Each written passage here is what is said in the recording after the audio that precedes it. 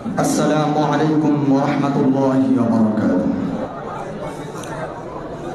পাঠ করছি স্বরচিত কবিতা আজমতে সাহাবা। স্বরচিত কবিতা আজমতে সাহাবা।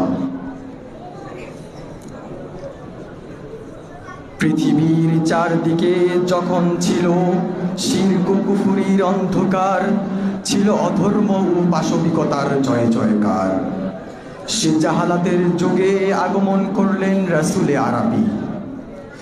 মিটে গেল সকল অন্ধকার, উদিত হলো হিদায়ার রবি।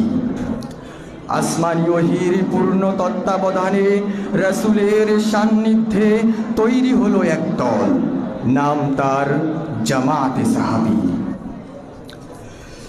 যদি না হতেন সাহাবায়ে কেরাম, তবে আমরা পেতাম না মুহাম্মাদি পায়গাম। তারা ছিলেন নফসের মলিনতা থেকে চিরপবিত্র, দাওয়াত ও জিহাদ ফি সাবিলিল্লাহ সর্বদা নিয়োজিত। মানুষের হিদায়াতের জন্য জীবন করেছেন কুরবান, মানুষের হিদায়াতের জন্য জীবন করেছেন কোরবান। তাই তো আজ ইস্তাম্বুল থেকে সুদূর চীন পর্যন্ত পাওয়া যায় তাদের কবরের সন্ধান। যদি আজীবন করি তাদের স্তুতি ও বন্দনা, তবু তাদের ঋণ শোধ হবে না, শোধ হবে না। রক্ষা করতে তাদের মান যদি দিতে হয় জান, তবে তাই দিব।